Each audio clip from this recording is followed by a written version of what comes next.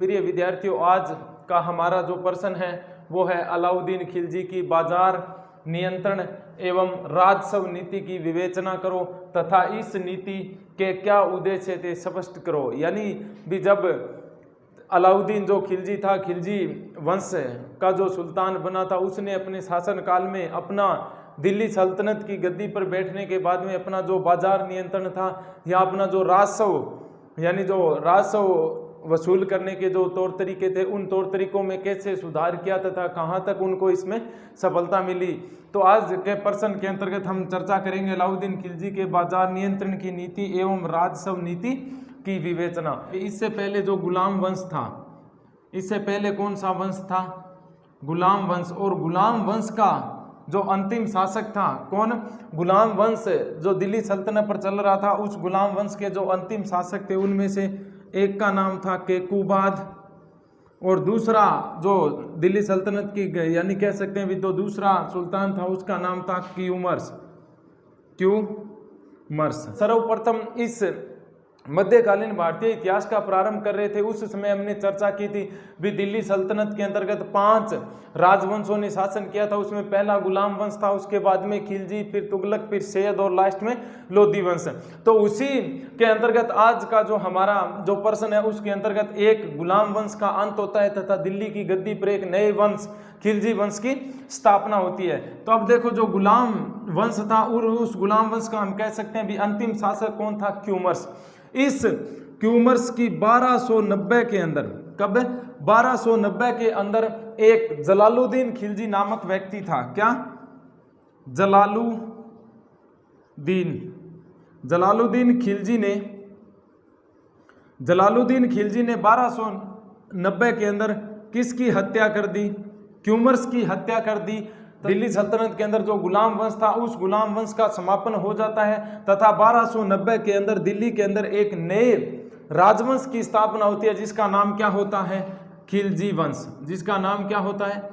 खिलजी वंश। इसका नाम खिलजी कैसे पड़ा? क्योंकि एक अफगानिस्तान के अंदर एक जगह थी जिसका नाम था खल्ज, और ये जो जलालुद्दीन खिलजी थे ये बलबन के शासन काल में यहाँ भारत के अंदर आ गए थे और उसी के दायरे में रहते थे तथा इनके कुछ जो साथी थे उन साथियों ने यहाँ बड़े बड़े पद पाए, यानी जिस तरह पद पाए तथा पद पाने के बाद में जैसे इस जलालुद्दीन खिलजी को 1290 के अंदर जब ये क्यूमर्स था, इसको कह सकते हैं जो अयोग्य सुल्तान था किसका? दिल्ली सल्तनत का या गुलाम वंश का, उसकी हत्या कर देता है तथा 1290 के अंदर दिल्ली की गद्दी पर कौन आसीन हो जाता है? जलालुद्दीन खिलजी। गुलाम वंश का जो शासन था वो था 1206 से लेकर 1290 तक। इन जो 1206 से लेकर जो 1290 का समय था, इन जो गुलाम वंश का समय था, इन गुलाम वंश के जो समय के अंदर 3 जो कह सकते हैं भी अलग अलग वंश के लोगों ने शासन किया था। जैसे कुतुबी वंश के लोग, कुतुबुद्दीन ऐबक, उसके बाद में शमसी वंश जिसके अंदर इल्तुतमिश, रजिया वो आ गए थे। फिर उसके बाद में जो बलबनी वंश था उसके अंदर यानी जो आए थे जिस तरह गयासुद्दीन बलबन, और उसी के अंतर्गत जो अंतिम क्यूमर्स शासक था उसकी हत्या कर देता है जलालुद्दीन खिलजी तथा 1290 के अंदर दिल्ली सल्तनत के अंदर एक नए राजवंश की स्थापना करता है जो क्या कहलाता है? यानी जो क्या कहलाता है? खिलजी वंश। जो खिलजी वंश का शासन होगा वो होगा 1290 से लेकर 1320 तक। ये दिल्ली की जो गद्दी है उसके अंदर किसका शासन होगा? खिलजियों का। किसका शासन होगा? खिलजियों का। तो एक प्रिय विद्यार्थियों, ये भी ध्यान देने योग्य बात है भी जो दिल्ली सल्तनत के अंदर जो 5 जो राजवंश थे, उन 5 राजवंशों में सबसे ज्यादा शासन करने का जो सबसे ज्यादा शासन किया वो तुगलक वंश ने किया था। सबसे कम शासन किस वंश ने किया था? खिलजी वंश ने किया था। कितने वर्ष तक? मात्र 30 वर्ष तक शासन किया था। 30 वर्ष मात्र शासन किया था। खिलजी वंश का संस्थापक था वो था जलालुद्दीन खिलजी। जलालुद्दीन खिलजी। इस जलालुद्दीन खिलजी के बारे में इतिहासकारों के अलग अलग मत हैं भी जब ये दिल्ली की गद्दी पर आसीन होता है उस समय इसकी 70 वर्ष की आयु थी। इनके जो जितने भी विरोधी थे उन विरोधी लोगों के साथ में इन्होंने अच्छा व्यवहार किया, उनके साथ में उदारता की नीति अपनाते हुए उनके साथ में ये कह सकते हैं भी जो दिल्ली सल्तनत के अंदर कह सकते हैं भी अगर उदारता के बारे में हम चर्चा करते हैं तो सबसे ज़्यादा जो उदार भरे लोगों के साथ में व्यवहार किया, अपने अगर कोई कह सकते हैं भी दूसरे आक्रमणकारी भी अगर इसके जलालुद्दीन के शासनकाल में अगर आक्रमण करते हैं तो उन लोगों को अगर इसने युद्ध में पराजित कर दिया तो उसके साथ में भी अच्छा व्यवहार किया था। इस कारण हम कह सकते हैं भी दिल्ली सल्तनत के अंतर्गत जो जलालुद्दीन खिलजी था इसको हम कह सकते हैं उदार नीति का राजा। उदार नीति का राजा। हमको सिर्फ चर्चा करनी है आज के प्रश्न के अंतर्गत अलाउद्दीन खिलजी। अब देखो जब ये जलालुद्दीन खिलजी था, इसी जलालुद्दीन खिलजी जो था इसी की सेना के अंदर इसी के परिवार का एक लड़का और था जिसका नाम था अलाउद्दीन खिलजी। इसका नाम क्या था? अलाउद्दीन खिलजी। ये अलाउद्दीन खिलजी बहुत ही योग्य वह कह सकते हैं भी महत्वाकांक्षी शासक था और अपने यानी अब देखो जब जलालुद्दीन खिलजी का ये जैसे अगर माने तो जलालुद्दीन खिलजी एक तो इसका चाचा था, किसका? अलाउद्दीन खिलजी का चाचा था कौन? जलालुद्दीन खिलजी। दूसरा जो अलाउद्दीन खिलजी था इसके साथ में जलालुद्दीन खिलजी ने अपनी पुत्री का विवाह किया था, इस कारण ये इसका क्या था? दामाद भी था। क्या था? दामाद भी था। किसका? जलालुद्दीन खिलजी का। कौन दामाद था? अलाउद्दीन खिलजी। अब देखो जब 1296 के अंदर, कब? 1296 के अंदर, बात कब की है? 1296 के अंदर जलालुद्दीन खिलजी अलाउद्दीन खिलजी के नेतृत्व में एक अभियान करता है जिसका नाम है देवगिरी अभियान। कौन सा अभियान? देवगिरी अभियान करता है। और इस देवगिरी का वहां राजा था रामचंद्र देव। क्या था? रामचंद्र देव। इस रामचंद्र देव को पराजित कर देता है कौन? कर अलाउद्दीन खिलजी। जब अलाउद्दीन खिलजी इस देवगिरी के रामचंद्र सुल्तान को रामचंद्र देव को जब पराजित कर देता है युद्ध के अंदर, तब इसकी महत्वाकांक्षाएं और भी बढ़ गई और ये मन ही मन विचार करने लगा भी अब जो तेरा जो चाचा है या जो तेरा ससुर है कौन? जलालुद्दीन खिलजी, वो भी धीरे धीरे वृद्ध अवस्था की ओर हो रहा है। क्यों? क्योंकि 70 वर्ष की आयु में तो दिल्ली की गद्दी पर आसीन हुआ था, अब कितने दिनों तक और जीवित रहने वाला है। तब इन्होंने क्या किया? अलाउद्दीन खिलजी ने जब रामचंद्र देव के विरुद्ध देवगिरी का अभियान किया, कब? 1296 में।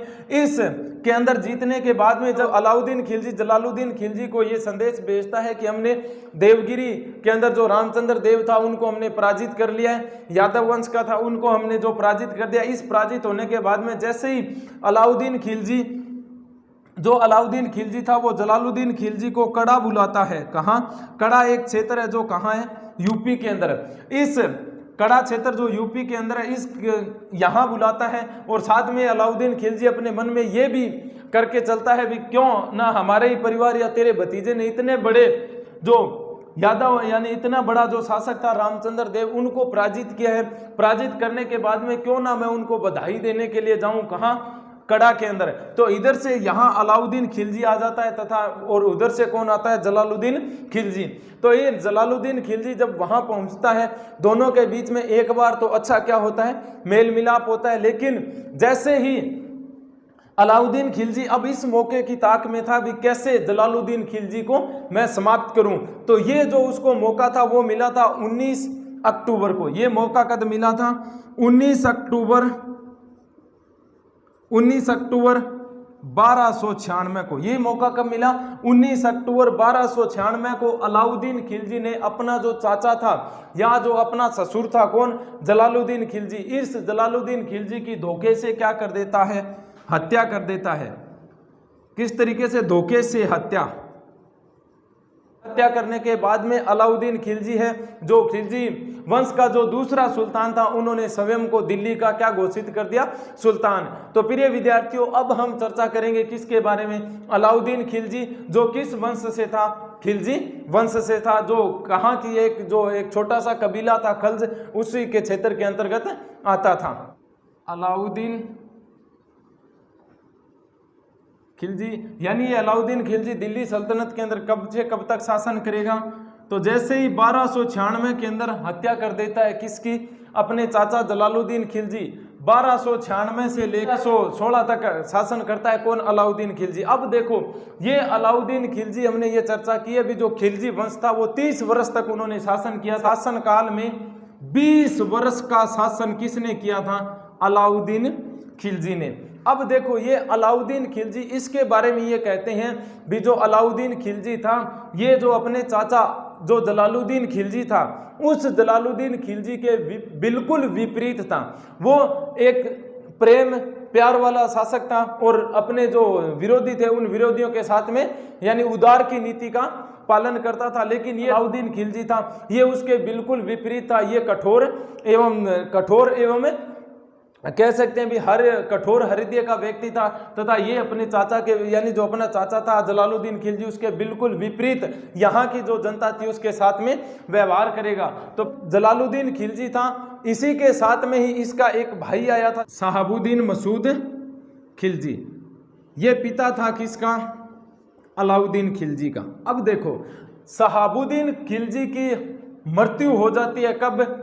जब ये अलाउद्दीन खिलजी बचपन में ही था। ये कह सकते हैं भी बचपन में ही था तथा इस अलाउद्दीन खिलजी की शिक्षा दीक्षा लालन पालन तथा पालन पोषण का जो कार्य किया था वो किसने किया था? किसने किया था? जलालुद्दीन खिलजी ने किया था। लेकिन ये जो शहाबुद्दीन खिलजी था ये शहाबुद्दीन खिलजी अंतिम ये कह सकते हैं जो बलबनी वंश का संस्थापक था। कौन? बलबन। इस बलबन के शासनकाल में पदाधिकारी था। बलबन के शासनकाल में पदाधिकारी कौन था? अलाउद्दीन खिलजी का पिता शहाबुद्दीन मसूद खिलजी। जब इसकी मृत्यु हो जाती है तो अलाउद्दीन खिलजी का लालन पालन का पूरा भार किसके ऊपर आ जाता है? जलालुद्दीन खिलजी जो एक उदार प्रवृत्ति का व्यक्ति था उन्होंने इसका अच्छा लालन पालन किया, घुड़सवारी सिखाई, सैन्य संचालन का प्रचलन यानी सैन्य संचालन का भी इनको अच्छा यानी कह सकते हैं भी सैन्य संचालन करने का भी अच्छा यानी शिक्षा दीक्षा दी उसके साथ में ही। लेकिन ये जो अलाउद्दीन खिलजी था इन्होंने जब कड़ा का जो क्षेत्र था वहां का इसको जब सूबेदार भी नियुक्त किया जाता है, लेकिन जैसे ही देवगिरी के रामचंद्र को ये युद्ध के अंदर पराजित करता है तो उसी समय अलाउद्दीन खिलजी अपने चाचा जलालुद्दीन खिलजी की हत्या कर देता है तथा हत्या करने के बाद में स्वयं को दिल्ली का क्या घोषित कर लेता है? सुल्तान घोषित कर लेता है। इसी के अंतर्गत जब 19 अक्टूबर 1296 के अंदर जब किसकी हत्या कर देता है? ये जलालुद्दीन खिलजी की हत्या कर देता है। तो नया जो सुल्तान होता है अलाउद्दीन खिलजी इसका राज्याभिषेक यानी दिल्ली की गद्दी के ऊपर इसका राज्याभिषेक कब होता है? 22 अक्टूबर सन 1296 के अंदर दिल्ली की गद्दी पर आसीन होता है या अपना राज्याभिषेक करवाता है। कहाँ होता है? लोहे महल दिल्ली। कहाँ है यानी राज्याभिषेक कहाँ होता है? लोहे महल दिल्ली के अंदर अब इसका राज्याभिषेक होता है। अब राज्याभिषेक होने के बाद में ये जो अलाउद्दीन खिलजी था ये एक बहुत ही महत्वाकांक्षी शासक था और ये पूरे जिस तरह सिकंदर ने एक छोटी सी अवस्था के अंदर ही पूरे भारत को विजय कर लिया था उसी तरह ये भी पूरे भारत को विजय करना चाहता था। लेकिन जो अलाउद्दीन खिलजी का विद्वान या दरबारी कवि था उन्होंने कहा था भी नहीं तो आपके पास में यानी उसके जैसा विद्वान पुरुष है। किसके जैसा? यानी जो सिकंदर महान था उसके पास में जो विद्वान पुरुष था ऐसा विद्वान पुरुष भी नहीं है और न ही आप विश्व विजेता का जो सपना है उसको त्याग दो। क्यों? क्योंकि अभी तक तो आपने दिल्ली को ही पाया, इसके आसपास के चारों ओर जो सम्राट है वो भी आपके नियंत्रण में नहीं है। इस कारण ये कह सकते हैं भी राज्याभिषेक होने के बाद में अब अलाउद्दीन खिलजी कुछ उपाधियां धारण करेगा। उपाधियां थी, उन उपाधियों में जो पहली उपाधि है वो कौन सी है? सिकंदर ए सानी। यानी सिकंदर ए सानी की उपाधि क्यों धारण करता है? क्योंकि ये सिकंदर महान की तरह ही विश्व का विजेता बनना चाहता था, लेकिन जो इसका दरबारी कवि था अमीर खुसरो इन्होंने मना कर दिया था। क्यों? क्योंकि आपके पास में इतनी कोई विशाल सेना ही नहीं है जिसके माध्यम से आप पूरे भारत को जीत सके। इस कारण इन्होंने जो सिकंदर ए सानी की सिर्फ उपाधि धारण की थी तथा विश्व विजेता का जो इसका सपना था उस सपने को इन्होंने त्याग दिया था। किसके कहने पर? अमीर खुसरो के कहने पर। इसलिए उसने उपाधि धारण की सिकंदर ए सानी। इस कारण भारतीय इतिहास में इसको ये कह सकते हैं भी द्वितीय सिकंदर भी कहा जाता है। उसकी दूसरी जो उपाधि है कौन सी? यामीन उल खिलाफत। उसके बाद में जो अमीर खुसरो इस अलाउद्दीन खिलजी का जो विद्वान कवि था या दरबारी कवि था वो कुछ इसके बारे में इनको उपाधियां देता है। तो उन्होंने जो पहली उपाधि दी वो क्या थी? विश्व का सुल्तान, विश्व सुल्तान। उसके बाद में युग विजेता, पहली उपाधि कौन सी दी है? विश्व सुल्तान। दूसरी कौन सी दी है? युग विजेता। फिर उसके बाद में ये तीसरी उपाधि देता है जनता का चरवाहा। जनता का चरवाहा इन्होंने क्यों कहा था? क्योंकि जनता का लालन पालन इन्होंने इस तरह किया तथा हर चीज का जो मूल्य था वो निर्धारण किया। अपने राजस्व जो व्यवस्था थी, उन राजस्व व्यवस्था में दिल्ली सल्तनत के अंदर अनेक सुधार किए। उसके बाद में जो अमीर खुसरो था, इन्होंने जो अगली उपाधि थी वो थी पृथ्वी के शासकों का सुल्तान। यानी पृथ्वी के अंदर जितने भी जो शासक हुए थे उन सब शासकों का सुल्तान किसको कहा है? अमीर खुसरो ने, अलाउद्दीन खिलजी को। तथा उसके बाद में इसने जो अंतिम और लास्ट कह सकते हैं भी जो अमीर खुसरो ने उपाधि दी वो कौन सी है? सुल्तानों का सुल्तान। इसको जो अन्य जो सुल्तान थे या भारत के अंदर या कहीं पर, उन सब सुल्तानों का सुल्तान कहा। ये कह सकते हैं अभी जो अन्य सुल्तान थे उन सुल्तानों के ऊपर एक सुल्तान था जिसका नाम क्या था? अलाउद्दीन खिलजी। विद्यार्थियों, ये प्रश्न पूछा जा सकता है भी रकत एवं तलवार की नीति अपनाने वाला शासक कौन था? अलाउद्दीन खिलजी। और रकत एवं लोहा एवं रकत की नीति अपनाने वाला शासक कौन था? गयासुद्दीन बलबन। अलाउद्दीन खिलजी था, वो अपने बारे में एक कथन कहता था। जो कथन क्या है कि न मैंने कोई पुस्तक पढ़ी, यानी जो अलाउद्दीन खिलजी है इसके बारे में इन्होंने कथन लिखा था, न मैंने कोई पुस्तक पढ़ी, न शरीयत के नियमों का पालन किया। ये क्या कहता है भी न तो मैंने अपने जीवन में कभी पुस्तक पढ़ी है और न ही जो शरीयत थी, यानी कह सकते हैं जो कुरान थी इस्लाम धर्म की, उसके नियमों का पालन किया। अंतिम फैसले, यानी जब मेरी मृत्यु की घड़ी आएगी या अंतिम जो फैसला ईश्वर या अल्लाह खुदा जो भी लेगा, उस समय खुदा जाने वो मेरे साथ में कैसा व्यवहार करेगा। किसने कहा था ये बात? अलाउद्दीन खिलजी ने। अलाउद्दीन खिलजी के जो विजय अभियान थे वो दो प्रकार से हम पढ़ सकते हैं भी। विजय उत्तरी भारत के अभियान तथा दक्षिणी जो अभियान थे। उत्तरी जो भारत के अभियान है उसके अंतर्गत उन्होंने सर्वप्रथम जो राजस्थान था, ये कह सकते हैं भी जो हमारा वर्तमान का राजस्थान है, उसके अंतर्गत सर्वप्रथम इन्होंने रणथंभौर को विजय किया। उसके बाद में चित्तौड़ को विजय, फिर सिवाना और जालोर को। यानी ये कह सकते हैं भी जो राजस्थान के इतिहास का जो प्रथम सांका हुआ था, उस सांके के पीछे जो महत्वपूर्ण जो शासक था जिसके साथ में यानी जो रणथंभौर का हमीरदेव चौहान था, उसके साथ में लड़ने वाला कौन था? अलाउद्दीन खिलजी। अब देखो ये तो थे इसके यानी जो उत्तरी जो अभियान थे। उसके बाद में जो दक्षिणी अभियान थे किसके? अलाउद्दीन खिलजी के। उन दक्षिणी अभियानों के अंतर्गत उन्होंने कहाँ कहाँ विजय प्राप्त की? तो देवगिरी और उसके बाद में वारंगल को इन्होंने जीत लिया था। अब देखो जब ये दक्षिण के अभियान हो रहे थे, उन दक्षिणी अभियानों के लिए मुख्य रूप से अलाउद्दीन खिलजी ने किसको अपना सेनापति बना के भेजा था? तो इस जो सेनापति बना के भेजा था उस सेनापति का नाम था मलिक काफूर। अब देखो ये जो मलिक काफूर था ये क्या था? एक किन्नर था। किसको क्या कहा जाता है? मलिक काफूर एक किन्नर था और इसको सेनापति बनाकर दक्षिणी अभियान की ओर भेजता है कौन? अलाउद्दीन खिलजी। और इन मलिक जो काफूर था, इन्होंने यहाँ बहुत ही प्रसिद्धि पाई तथा इस देवगिरी तथा वारंगल विजय में महत्वपूर्ण योगदान दिया था। कि 1000 दिनार के अंदर खरीदा गया था। किसके अंदर? दिनार। 1000 दिनार के अंदर खरीदा गया था, इसलिए मलिक काफूर को क्या कहा जाता है? 1000 दिनारी भी कहा जाता है। अब देखो, अब थोड़ी सी जब अलाउद्दीन खिलजी के बारे में फिर चर्चा करते हैं, तो ये अलाउद्दीन खिलजी ऐसा था जो अमीर या उलेमाओं को नहीं मानता था। अमीर या उलेमाओं या जो खलीफा थे उन खलीफाओं को भी नहीं मानने वाला सुल्तान था। दिल्ली का प्रथम सुल्तान कौन था? अलाउद्दीन खिलजी। किसको नहीं मानता था? अमीरों को, उलेमाओं को और खलीफाएं। यानी जो इससे पहले के जो सुल्तान थे, ये कह सकते हैं जो गुलाम वंश के सुल्तान थे, जो भी सुल्तान बनता था वो जो बगदाद के खलीफा हुआ करते थे उन खलीफाओं से सुल्तान बनने की क्या लेता था? स्वीकृति लेता था। लेकिन दिल्ली सल्तनत का पहला सुल्तान अलाउद्दीन खिलजी था जिन्होंने खलीफाओं तथा जो उलेमा वर्ग के जो लोग थे, इन उलेमा वर्ग के लोगों से सुल्तान बनने की यानी जो अनुमति थी वो नहीं ली थी तथा इन लोगों को वो नहीं मानता था। फिर उसके बाद में अब देखो जो अलाउद्दीन खिलजी था, हमने पहले भी चर्चा की है, जो अब इसका चाचा था उसके बिल्कुल विपरीत था। अलाउद्दीन खिलजी दिल्ली का जो पहला सुल्तान था जिसके पास में एक विशाल स्थायी सेना थी तथा उस स्थायी सेना को राजस्व व्यवस्था के अंतर्गत ये नगद वेतन देता था। बाद में अलाउद्दीन खिलजी एक ऐसा व्यक्ति था जिन्होंने घोड़ों को दागना, अपने सेनापतियों के हुलियों को नोट करवाना, ऐसी चर्चाएं, ऐसी जो अपने राज्य के अंतर्गत जो व्यवस्थाएं थी वो भी की थी। अगर कुछ इतिहासकार ये भी कहते हैं भी अलाउद्दीन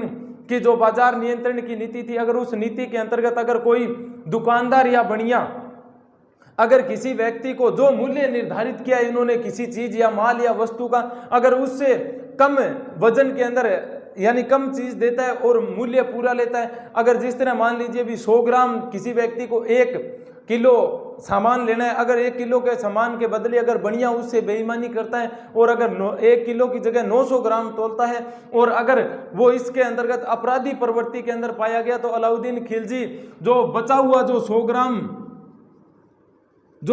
ग्राम बचा हुआ था, उस 100 ग्राम की पूर्ति उस बनिए के मांस से करता था। किससे? मांस को निकाल कर करता था। तो ये कह सकते हैं भी लगभग संपूर्ण जो राजस्थान था या दक्षिणी भारत था उसको जीत लिया था। इसी जीतने के अंतर्गत उन्होंने कुछ अपने जो राजस्व सुधार थे, उन राजस्व सुधारों के अंतर्गत भी बहुत महत्वपूर्ण कार्य किए कि बाजार नियंत्रण की नीति के तहत प्रिय विद्यार्थियों क्या होता था भी हर जो चीज थी या वस्तु थी उस वस्तु का कीमत निर्धारित या मूल्य निश्चित कर दिया जाता था। तो इसी के अंतर्गत फिर इसी अलाउद्दीन खिलजी ने कुछ अन्य जो कर लगाए, किसके ऊपर? दिल्ली सल्तनत की जो जनता थी उसके ऊपर कर लगाए, जिसके अंदर एक तो था चरही कर, दूसरा गड्डी कर और तीसरा उसके बाद में खमस।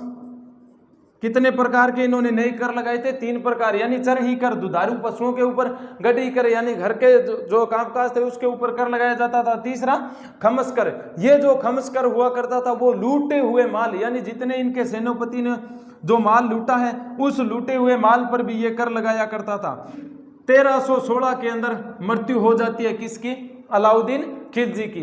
राजस्व सुधार यानी अपने राज्य की जो अर्थव्यवस्थाएं थी उनको सुधारने के लिए उन्होंने कौन कौन से कार्य किए थे? तो इस जो राजस्व सुधार है, क्योंकि ये जो अलाउद्दीन खिलजी था ये एक बहुत ही महत्वपूर्ण शासक था तथा अपना सुल्तान बनने के बाद में उसका जो राज्य था उस राज्य को प्रशासनिक दृष्टि से भी ये महत्वपूर्ण तथा प्रशासनिक दृष्टि से भी उसको सुदृढ़ बनाना चाहता था। इसके बारे में ये वहां दिल्ली के अंदर एक सुसंगठित जो शासन था उस शासन की नींव रखना चाहता था। उस शासन की नींव रखने के अंतर्गत जब ये दिल्ली की गद्दी पर बैठ जाता है तथा जो आर्थिक अर्थव्यवस्थाएं थी उनको सुधार करने के लिए इन्होंने अनेक प्रकार के नियम बनाए। Doctor KS. लाल एक इतिहासकार था जिन्होंने अलाउद्दीन खिलजी के बारे में क्या लिखा है भी वास्तव में अलाउद्दीन खिलजी पहला तुर्की सुल्तान था जिसने वित्तीय व राजस्व सुधारने में गहरी रुचि ली थी। डॉक्टर जो के.एस. लाल है ये क्या कहता है भी वास्तव में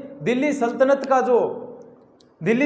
का जो तुर्की सुल्तान था अलाउद्दीन खिलजी, वो एक ऐसा पहला तुर्क मुस्लिम सुल्तान था जिन्होंने दिल्ली के अंदर वित्तीय व राजस्व को सुधारने में गहरी रुचि ली थी। अलाउद्दीन खिलजी की जो राजस्व व्यवस्था थी उन राजस्व सुधारों के अंतर्गत जो पहला इन्होंने सुधार किया वो क्या है? भूमि अनुदानों को समाप्त करना। यानी भूमि अनुदान का मतलब क्या होता है? वह वस्तु दो किस में मिली हो? दान के अंदर। तो प्रिय विद्यार्थियों अलाउद्दीन जो खिलजी था इन्होंने अपनी जो जमीन यानी जो अपने क्षेत्र की जो भूमि थी, जिस तरह दान किसको दी जाती थी? उलेमाओं या जो धार्मिक कार्य करवाते थे, या तो जो उलेमा था या जो धार्मिक कार्य करवाने वाले जो व्यक्ति थे। सर्वप्रथम भूमि अनुदानों के अंतर्गत अलाउद्दीन खिलजी ने क्या किया? जो भूमि उलेमाओं तथा जो धार्मिक कार्य करवाने वाले लोगों को दान में दी गई थी उन लोगों के लिए उन्होंने वेतन का प्रावधान किया तथा इनके पास में जो भूमि थी उन भूमि को सर्वप्रथम जब्त करवाने का कार्य किसने किया? अलाउद्दीन खिलजी ने किया, ताकि ये जो भूमि है इस भूमि को वापिस एक राजा के अंडर में लेकर के और इस भूमि से जो उपज होती है उस उपज को कहाँ काम में लिया जाए? अपने जो राज्य थे उन राज्य की जो वित्तीय या जो आर्थिक अर्थव्यवस्थाएं बिगड़ी हुई थी उन आर्थिक अर्थव्यवस्थाओं के माध्यम से इन यहाँ जो जितनी भी फसल का जो उपज होता है उस उपज को सीधा का सीधा कहाँ जमा करवाएं? राजकोष में जमा करवा करके तथा जो उलेमा व जो धार्मिक लोगों को भूमि मिली थी उन भूमियों या अनुदानों को उन्होंने समाप्त कर दिया। अलाउद्दीन ने अपने जो राजस्व सुधार थे उनके अंतर्गत दूसरा जो महत्वपूर्ण सुधार किया वो क्या था? कर्मचारियों के विशेषाधिकार को समाप्त करना। किसके? कर्मचारियों के विशेषाधिकार को समाप्त करना। क्यों? क्योंकि जो अलाउद्दीन खिलजी था उससे पहले के जो सुल्तान थे उन सुल्तानों के नीचे जो कर्मचारी कार्य किया करते थे उन कर्मचारियों के पास में कुछ विशेष अधिकार हुआ करते थे, जिस तरह राजस्व वसूलना, उनसे अनेक प्रकार के करों को प्राप्त करना। लेकिन अलाउद्दीन खिलजी ने जो विशेषाधिकार जो कह सकते कर्मचारी थे, जिसके अंदर खुत, मुकदम और चौधरी, तीन जो प्रकार के विशेषाधिकार प्राप्त व्यक्ति थे, कौन कौन से? खुत, मुकदम या चौधरी। ये जो खुत, मुकदम और चौधरी ये क्या हुआ करते थे? उस समय जो जनता थी उस जनता से कर का निर्धारण करके तथा कर लेकर के कहाँ जमा करवाते थे? राजकोष में। कहाँ जमा करवाते थे? राजकोष में। लेकिन खुत, मुकदम और ये जो चौधरी थे, ये चौधरी राजकोष में जमा करवाने के बाद में भी इतने अमीर हो गए थे जो हर किसी राजा के विरुद्ध क्या कर सकते थे? यानी हर किसी राजा के विरुद्ध समस्याएं उत्पन्न कर सकते थे, चुनौती पेश कर सकते थे। इस कारण अलाउद्दीन खिलजी ने अपने जो राजस्व सुधार किए, उन राजस्व सुधारों के अंदर खुत, मुकदम तथा चौधरी जो यानी कर्मचारियों को विशेषाधिकार थे, इन विशेषाधिकारों को समाप्त किया। क्यों? क्योंकि ये जो खुत, मुकदम और चौधरी जो थे, ये जो दिल्ली सल्तनत के अंतर्गत जो जनता थी उस जनता से जबरन क्या करते थे? कर वसूल करते थे। तो तीसरा महत्वपूर्ण सुधार किया, वो क्या था? भूमि की नाप। अब देखो, दिल्ली सल्तनत के अंतर्गत पहला अलाउद्दीन ऐसा सुल्तान था जिन्होंने अपने शासनकाल में भूमि की नाप करवाई। किसकी? भूमि के नाप की व्यवस्था की। क्या की? भूमि के नाप की व्यवस्था की, तथा जो राजस्व व्यवस्था थी उस राजस्व व्यवस्था को भूमि की पैमाइश या नाप के आधार पर राजस्व व्यवस्था को निर्धारित करने वाला सुल्तान कौन था? अलाउद्दीन खिलजी। तथा अपनी भूमि की नाप के बाद में जो वहां की जनता थी उससे कह सकते हैं भी 1/2 या 50% कर का निर्धारण किया उपज का। यानी अब जितनी जनता थी या जो लोग कृषि कार्य करते थे उसके पास में, यानी जो जितनी खेती करते थे उस खेती के अंदर जितना अनाज उत्पन्न होगा या अनाज पैदा करेंगे, उस अनाज का 50%, ये कह सकते हैं भी 1/2 हिस्सा भूमि की नाप के आधार पर कहाँ जमा करवाएंगे? राजा के राजकोष में। तो तीसरा महत्वपूर्ण जो सुधार किया अलाउद्दीन खिलजी ने, वो कौन सा था? भूमि की नाप। चौथा महत्वपूर्ण सुधार किया, वो क्या था? राजस्व विभाग का पुनर्गठन किया। किसका? राजस्व विभाग का पुनर्गठन। अब देखो, अलाउद्दीन खिलजी ने राजस्व विभाग का पुनर्गठन किया तथा इस पुनर्गठन के अंतर्गत एक व्यक्ति था जिसका नाम था सरफकाइनी। क्या था? सरफकाइनी नामक एक व्यक्ति को राजस्व विभाग का क्या बनाया गया? मंत्री। किसका? राजस्व विभाग का मंत्री नियुक्त किया, ताकि ये जो सरफकाइनी है ये राजस्व विभाग के अंतर्गत, यानी जो राजस्व विभाग के अंतर्गत जितना भी कर जो वसूला जाता है या जो खम्स लिया जाता है उसके अंतर्गत राजा को क्या अच्छी तरह जो इसकी जो रिपोर्ट थी वो रिपोर्ट दे, तथा इसी के आधार पर राजस्व सुधार को सुधारने के लिए जो भ्रष्टाचार या कालाबाजारी के जो लोग थे, किसके? भ्रष्टाचार या कालाबाजारी के लोग थे, इन लोगों को रोकने के लिए या भ्रष्टाचार को रोकने के लिए भी एक नए विभाग की स्थापना करता है जिसका नाम क्या था? दीवान ए मुस्तखराज विभाग की स्थापना करता है, जिसका नाम क्या है? दीवान ए मुस्तखराज। जो 4 महत्वपूर्ण जो सुधार किए थे उस सुधारों के अंतर्गत हमने किस विभाग के बारे में चर्चा की? जो राजस्व सुधार किए थे अलाउद्दीन खिलजी ने। दूसरा क्या है? बाजार नियंत्रण की नीति। पहला दिल्ली का सुल्तान जिन्होंने बाजार नियंत्रण के माध्यम से हर वस्तु का क्या निर्धारण किया? कीमत या मूल्य निर्धारण किया। बाजार नियंत्रण की नीति लागू करने के पीछे मंशा क्या थी अलाउद्दीन खिलजी की? तो वो थी आर्थिक अर्थव्यवस्था को अच्छी तरह से सुधार किया जाए। यानी जो क्षेत्र था या दिल्ली सल्तनत के अंतर्गत जो क्षेत्र आता था उस क्षेत्र के अंदर जो आर्थिक बिगड़ी हुई जो आर्थिक अर्थव्यवस्था थी उस आर्थिक अर्थव्यवस्था को सुधारने के लिए अलाउद्दीन खिलजी दिल्ली सल्तनत का पहला तुर्की सुल्तान था जिन्होंने बाजार को नियंत्रण करने के लिए नीतियां अपनाई। अब जो बाजार नियंत्रण की नीति अपनाई गई थी, इस बाजार नियंत्रण नीति को अपनाने के पीछे क्या मंशा थी, क्या उद्देश्य छुपे हुए थे, तो उसके बारे में चर्चा करते हैं। अलाउद्दीन खिलजी ने बाजार नियंत्रण नीति के अंतर्गत पहला जो सुधार किया था वो किसके अंदर? सैनिक आवश्यकताओं की पूर्ति करना। क्यों? क्योंकि दिल्ली सल्तनत के अंतर्गत पहला, कुछ इतिहासकारों का मत है कि दिल्ली सल्तनत के अंतर्गत पहला सुल्तान था कौन? अलाउद्दीन खिलजी, जिन्होंने तकरीबन 4,50,000 सैनिक उसकी सेना में शामिल थे। अब देखो सैनिक व्यवस्था क्यों? क्योंकि इन्होंने अपने मन में पहले भी हमने बताया था भी, जो इसके मन में चल रहा था या इसको उत्कृष्ट जो लालसा थी वो किसकी थी? विश्व विजेता की लालसा थी। इस कारण अलाउद्दीन खिलजी ने सैनिक आवश्यकताओं की पूर्ति के लिए क्या किया? एक विशाल सेना का गठन किया। सर्वप्रथम तो किसका? विशाल सेना का गठन किया। अब देखो जब विशाल सेना का गठन करेगा तो उसको कम वेतन भी देने पड़ेंगे, लेकिन इस कम वेतन के अंतर्गत, यानी जो विशाल सेना थी, इन विशाल सेना को किस आधार पर? कम वेतन के आधार पर इन्होंने अपनी सेना में शामिल किया तथा अपनी सेना व राज्य कर्मचारियों के ऊपर जो विपुल धन यानी जो खर्च होता था, किसके ऊपर? एक तो सेना के ऊपर और जो अन्य राजस्व कर्मचारी थे उसके ऊपर, उनको रखने के लिए जो विपुल धन या उनको पहले के जो सुल्तान थे वो भूमि प्रदान किया करते थे। लेकिन अलाउद्दीन खिलजी ने इन लोगों के लिए एक तो नगद वेतन की सुविधा दी, कम वेतन देकर भी एक अच्छी सेना तैयार की जा सके।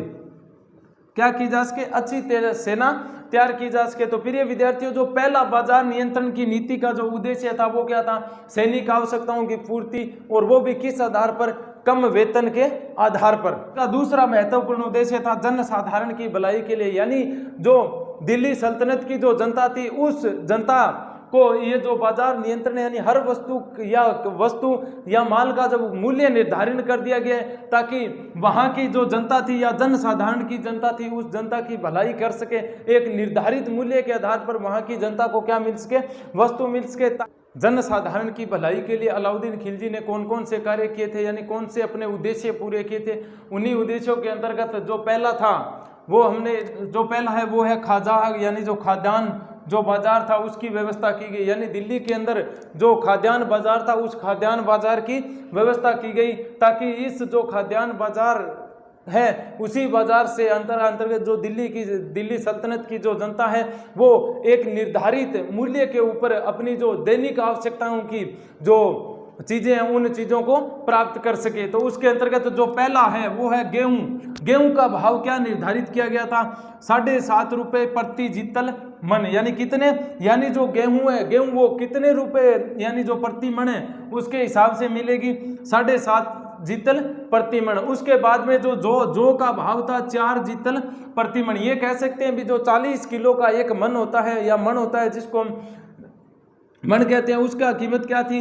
4 जितल। फिर जो तीसरी जो दैनिक आवश्यकताओं के अंतर्गत जो तीसरी चीज है वो क्या चना का कितना मूल्य निर्धारित किया? 5 जितल। तथा उसके बाद में जो चावल था उसका कितना मूल्य निर्धारित किया?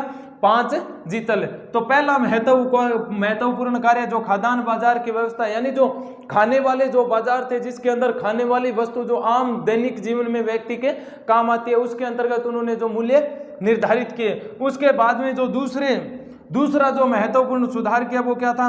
घुमक्कड़ व्यापारियों को आदेश दिया कि वे दिल्ली के बाहर के स्थानों पर बाजार से नियमित रूप से अनाज लाकर निश्चित मूल्य पर बेचें।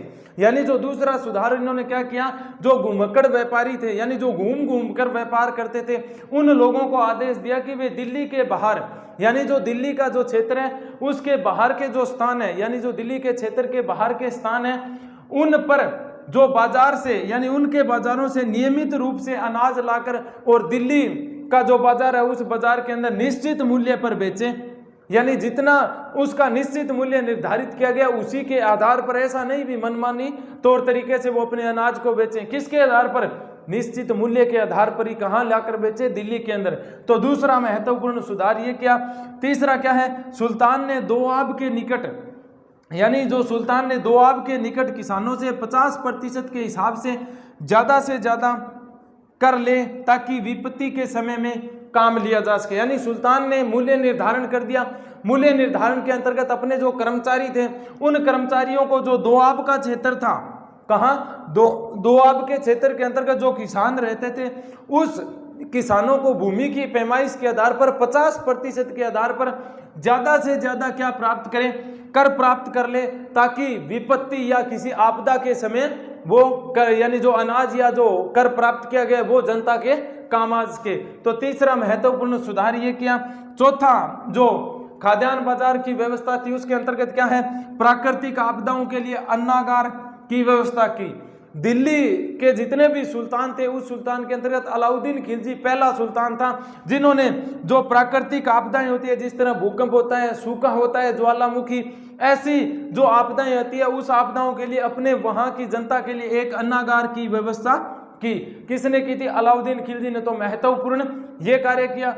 फिर अगला क्या किया? सुल्तान ने भ्रष्टाचार, यानी सुल्तान के जो कर्मचारी है या जो अन्य लोग हैं अगर वो भ्रष्टाचार या कालाबाजारी का कार्य करेंगे, यानी जनता को जो मूल्य निर्धारित किया उस मूल्य निर्धारित से अगर ऊपर या ज्यादा मूल्य पर अगर किसी वस्तु को जनता या जो खरीदने वाले लोग हैं अगर उसको मुहैया करवाई तो उसके विरुद्ध में उसको कठोर दंड दिया जाता था। जनसाधारण की भलाई के लिए दूसरा महत्वपूर्ण कार्य क्या किया?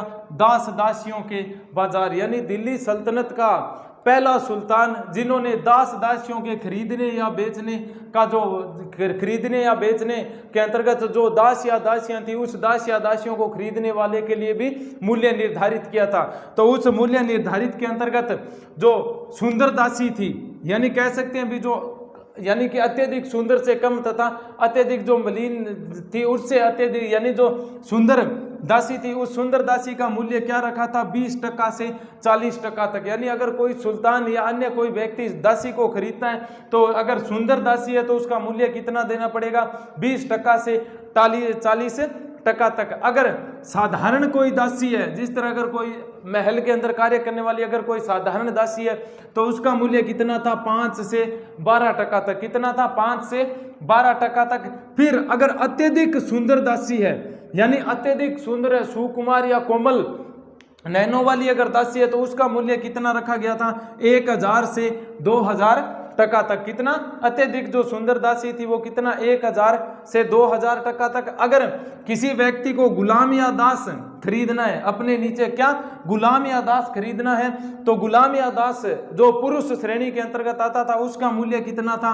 100 से लेकर 200% तक। जनसाधारण की भलाई के लिए जो तीसरा महत्वपूर्ण काम किया था वो था सराय अदल। और सराय अदल का अर्थ होता है वस्त्रों के बाजार। तो कह सकते हैं भी अलाउद्दीन खिलजी दिल्ली सल्तनत का प्रथम सुल्तान था जिन्होंने सराय अदल या वस्त्रों के बाजार के माध्यम से जो कपड़े थे उन कपड़ों का भी मूल्य क्या था? निर्धारित किया था अपनी किसे? बाजार नियंत्रण की नीति के अंतर्गत। तो इसका पहला पॉइंट है, सुल्तान ने आदेश दिया कि व्यापारियों द्वारा लाया गया समस्त सामान सीधा सराय अदल पहुंचाया जाए। यानी सर्वप्रथम जो सराय अदल था उसके अंतर्गत सुल्तान ने आदेश दिया भी जितने भी जो व्यापारी हैं अगर वो व्यापार करके अगर सामान ला रहे हैं तो समस्त सामान सीधा का सीधा कहाँ पहुंचाया जाएगा?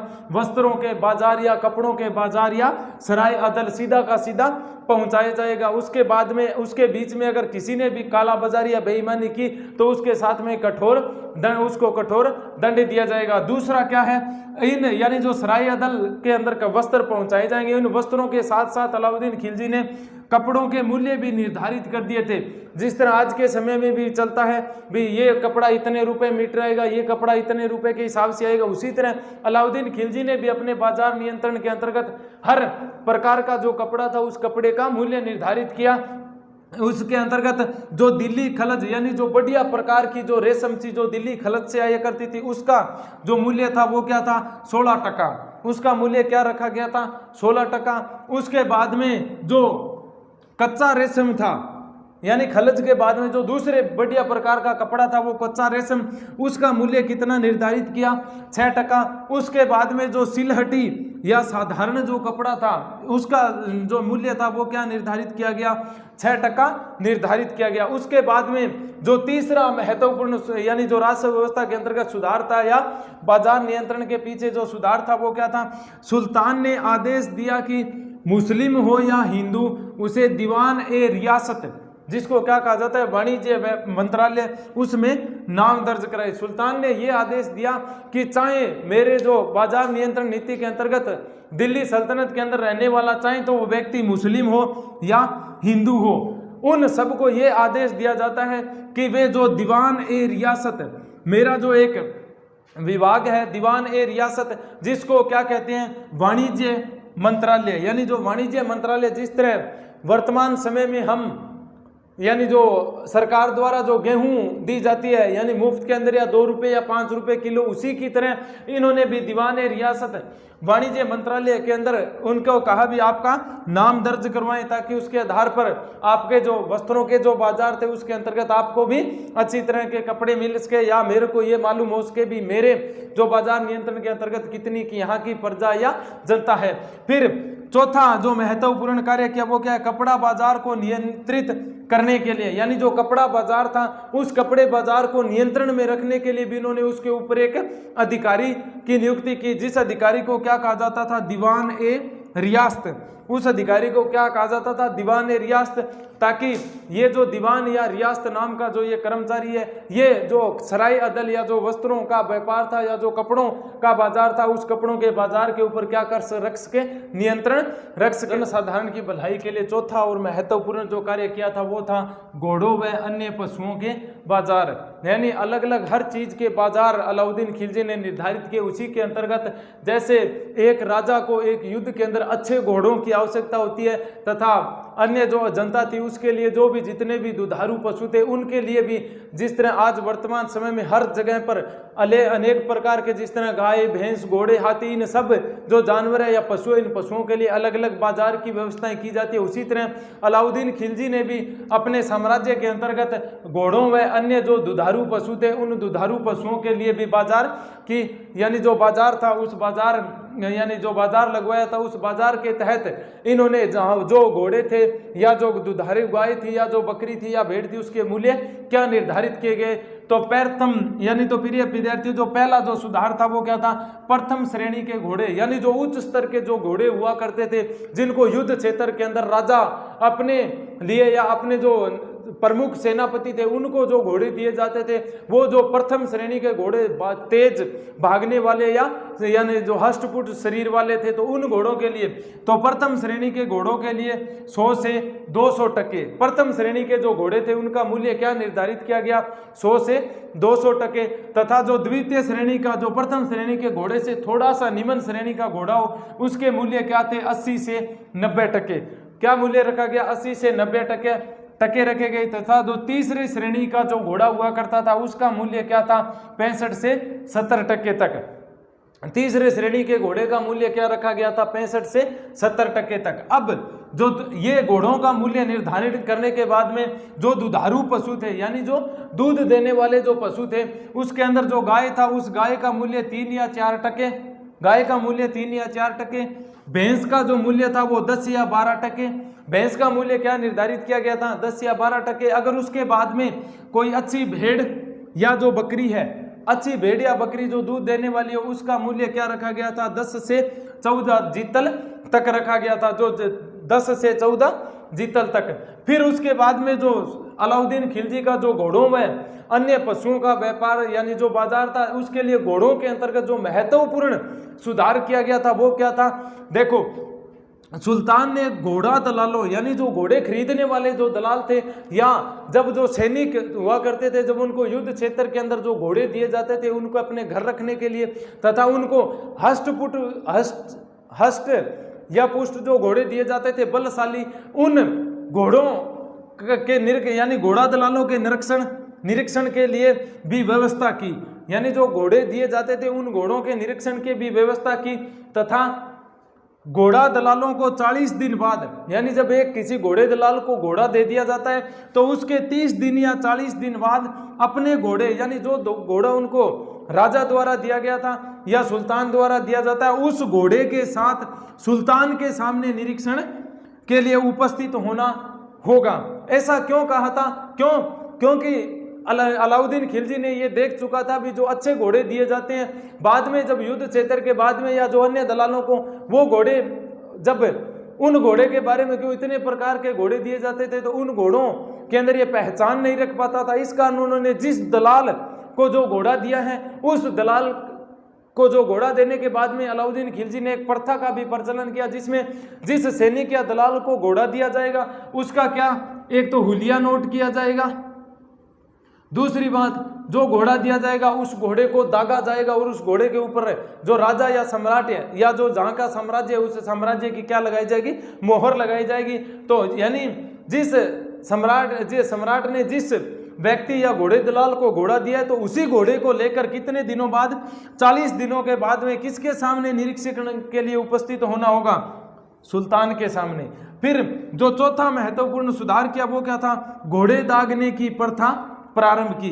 यानी दिल्ली सल्तनत के अंतर्गत अलाउद्दीन खिलजी पहला ऐसा शासक था जिन्होंने घोड़ों को दागना तथा अपने सैनिकों का हुलिया नोट या कह सकते हैं भी एक स्केच बनाने की जो प्रथा थी वो प्रारंभ की थी। क्यों? क्योंकि इससे पहले के जितने भी जो सुल्तान थे उन्होंने ये प्रथा नहीं की थी। लेकिन जिस घोड़े दलाल या जिस सैनिक को घोड़ा घर पर रखने के लिए या अन्य स्थान पर रखने के लिए दिया जाता था तो उसके ऊपर एक तो अलाउद्दीन खिलजी के साम्राज्य की मोहर, जिसको क्या है, घोड़े को क्या है, दागा जाएगा मोहर से, तथा उसके साथ में जिस सैनिक को जो घोड़ा दिया गया है उस सैनिक का साथ में क्या बनाया जाएगा, स्केच बनाया जाएगा, ताकि वापिस जब 40 दिन बाद में वही सैनिक सुल्तान या खिलजी के सामने अगर उपस्थित होगा तो उसी स्केच के आधार पर यह निश्चित किया जाएगा भी ये घोड़ा इसी को दिया गया था या वो घोड़ा उन्होंने अच्छे मूल्य पर दे करके और एक मरियल या टट्टू सा घोड़ा लेकर बाजा यानी अलाउद्दीन खिलजी के सामने आ गया है। तो प्रिय विद्यार्थियों, जो अलाउद्दीन खिलजी की जो बाजार नियंत्रण की नीति थी उस नीति के अंतर्गत जो जन साधारण की भलाई के लिए इन्होंने महत्वपूर्ण जो सुधार किए थे वो ये थे। बाजार नियंत्रण की जो नीति थी उस नीति के अंतर्गत कौन कौन से दोष हमारे सामने आए, तो पहला है वाणिज्य तथा व्यापार को आघात। अब देखो वाणिज्य या व्यापार को कैसे आघात, कैसे सदमा लगा, क्यों? क्योंकि वाणिज्य और व्यापार के अलाउद्दीन खिलजी ने क्या निर्धारित कर दिए थे, मूल्य निर्धारित कर दिए थे। यानी हर चीज का इन्होंने मूल्य निर्धारित कर दिया था। इस कारण जो वाणिज्य या व्यापार करने वाले कर्मचारी थे, वाणिज्य या व्यापार करने वाले कह सकते हैं जो व्यापारी थे, उन व्यापारियों में तीव्र असंतोष आ गया था। क्यों? क्योंकि वाणिज्य और व्यापार के अंतर्गत पहले तो वो अपनी वस्तु को मनमाने ढंग से बेचते थे। किस ढंग से? मनमाने ढंग से बेचते थे। लेकिन जैसे ही अलाउद्दीन खिलजी ने उन सब चीजों का मूल्य निर्धारित कर दिया तो मूल्य निर्धारित करने के बाद में उन लोगों के अंदर भारी क्या आ गया, जो व्यापार और वाणिज्य का कार्य करते थे उन लोगों में भारी असंतोष आ गया।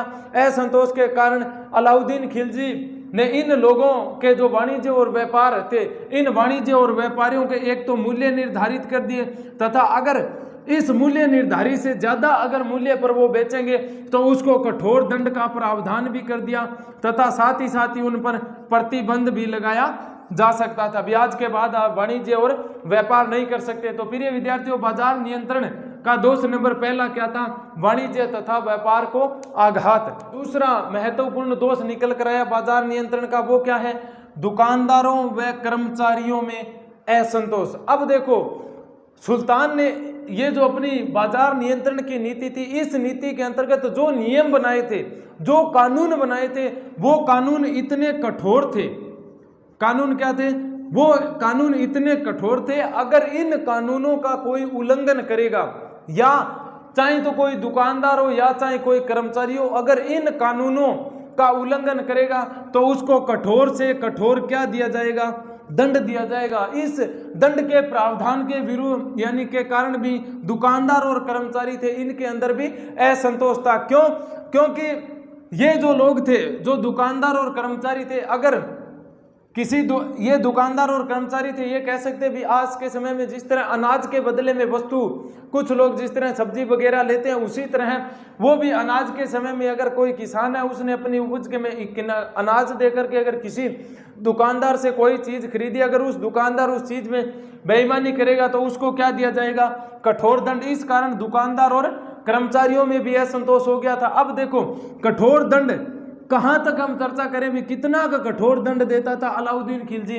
तो कुछ इतिहासकार ये कहते हैं भी जो दुकानदार था या जो बनिया हुआ करता था, अगर इस बनिए ने कोई मान ले दिल्ली की या अलाउद्दीन के सल्तनत क्षेत्र की जनता या कोई व्यक्ति अगर किसी वस्तु को खरीदता है, किसी वस्तु को खरीदता है, अगर खरीदते वक्त उसने मान लीजिए भी 1 केजी चीज वस्तु उसको खरीदनी है, कितनी, 1 किलो अगर उसको वस्तु चाहिए या उसको कोई चीज चाहिए, अगर दुकानदार ने उस वस्तु को अगर 900 केजी तोल दिया, यानी कह सकते हैं भी जो खरीदने वाला व्यक्ति अगर उसके साथ में इन्होंने बेईमानी की और उस बेईमानी करते हुए वो पकड़ा गया, तो अलाउद्दीन खिलजी की जो शासन प्रणाली थी या जो न्याय व्यवस्था थी, उस न्याय व्यवस्था के अंतर्गत इतने कठोर दंड का प्रावधान था कि जो 1 किलो के अंतर्गत अगर उसने 100 ग्राम की वो बेईमानी करता है, तो इस 900 ग्राम को 1 केजी करने के लिए, यानी जो 100 ग्राम की उन्होंने बेईमानी की है,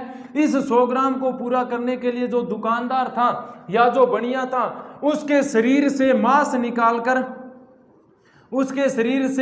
निकालकर उसको क्या किया जाता था, पूरा किया जाता था। तो इतने कठोर, यानी जो इतना जो कठोर था इसका जो शासन काल या जो इसके जो दंड देने के प्रावधान थे, इस कारण जो दूसरा बाजार नियंत्रण का दोष था वो क्या था, दुकानदारों व कर्मचारियों में भी क्या हो गया था, असंतोष उत्पन्न हो गया था। तो किसानों की दुर्दशा कैसे हुई दिल्ली सल्तनत जब अलाउद्दीन खिलजी ने बाजार नियंत्रण की नीति वहां पर लागू की, कारण वहां के जो किसान थे उन किसानों की हालात क्या हो गई थी, दयनीय हो गई थी, यानी गरीब हो गए थे, वो दयनीय हालात में हो गए थे। क्यों?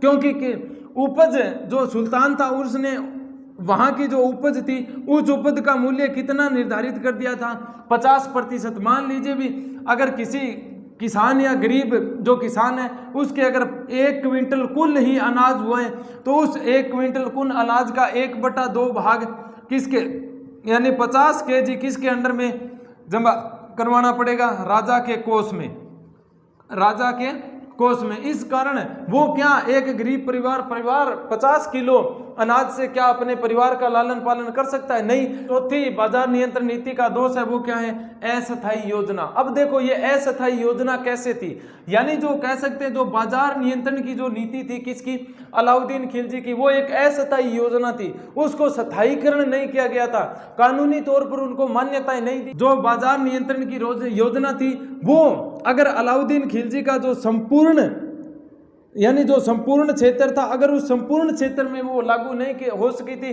सिर्फ कहां तक लागू हुई थी, दिल्ली के अंदर ही उस जो बाजार नियंत्रण की नीति थी वो लागू की गई थी। क्यों? क्योंकि और भी जितने भी क्षेत्र जीते गए थे, जिस तरह दक्षिणी भारत को जीत लिया था, वहां ये बाजार नियंत्रण की नीति थी वो लागू नहीं हो पाई थी, तथा इसी कारण जो अलाउद्दीन खिलजी की जो योजना थी वो अस्थायी रह गई थी। इस कारण जैसे ही 1316 के अंदर अलाउद्दीन खिलजी की मृत्यु हो जाती है, इसके साथ ही ये जो बाजार नियंत्रण की योजना थी या जो नीति थी उस नीति का भी अंत हो जाता है, किसके साथ में ही, अलाउद्दीन खिलजी के साथ में ही। तो प्रिय विद्यार्थियों, ये थे अलाउद्दीन खिलजी के जो बाजार नियंत्रण नीति के जो दोष थे। उपयुक्त चर्चाओं के आधार पर हम कह सकते हैं भी दिल्ली सल्तनत का पहला अलाउद्दीन ऐसा सुल्तान था जिन्होंने अपने शासन काल के अंतर्गत लोगों की, जनता की भलाई के लिए इतने प्रकार के बाजारों का निर्माण करवाया, राजस्व व्यवस्थाओं को सुधारा, तथा जो राजस्व व्यवस्था में उपज का जो भाग था उसको 50% निर्धारित किया, तथा अपने जो कर्मचारी थे या जो खुद मुकदम या जो चौधरी थे वो लोग जब मनमाने ढंग से लोगों से कर वसूल करते थे, उन लोगों की जो विशेषाधिकार थे उन विशेषाधिकारों को उन्होंने समाप्त कर दिया, तथा हर व्यक्ति के लिए, हर वस्तु के लिए एक बाजार का निर्धारण। युक्त विवेचनाओं के आधार पर हम कह सकते हैं भी अलाउद्दीन जो खिलजी का दिल्ली सल्तनत के अंतर्गत जो शासन काल था वो एक कठोर दंडात्मक शासन होते हुए भी एक वहां की जनता के लिए क्या था, एक कह सकते हैं भी एक अच्छा सुव्यवस्थित शासन स्थापित कर दिया। धन्यवाद।